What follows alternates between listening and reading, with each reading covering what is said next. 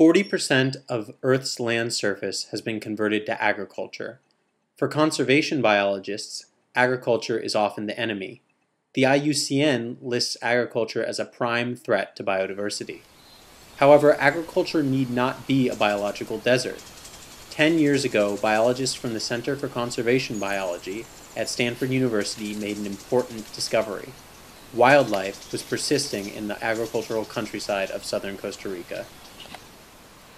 We were really surprised and delighted to find huge numbers and varieties of birds and butterflies, frogs, and other groups thriving in farmland. But we realized with further work that the key to sustaining these elements of nature and our life support systems is maintaining tree cover in countryside. Maintaining trees certainly helps wildlife, but can low-intensity management help the farmers as well? Last year, Center for Conservation Biology researchers began a project investigating whether or not forests could support the native predators of crop pests.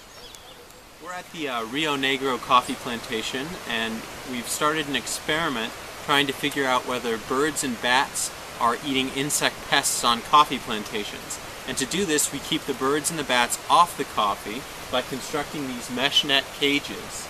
The birds can't enter inside, and therefore they cannot predate the insects, including coffee's primary insect pest, the coffee berry borer. The coffee berry borer drills into coffee berries and consumes their insides. Viewed from the outside, the small entrance hole is enough to detect coffee berry borer presence. So what insights did the exclosure experiment yield? This is the last day of the exclosure experiment. We're closing up all of the cages and taking the final data. And what we're finding is that birds and bats are indeed consuming the coffee berry borer. About 5% more infestation is observed in the cages than outside the cages. But many questions still remain. Which species are the berry borer's main predators? Are these the birds and the bats that are dependent on small forest patches? The Center for Conservation Biology is launching new research to address these questions. First, the researchers will collect fecal samples. Next, they will use cutting-edge techniques to detect the DNA of the coffee berry borer in bird and bat feces. In this way, the most important predators will be identified. The final step will be to figure out where the most effective predators live.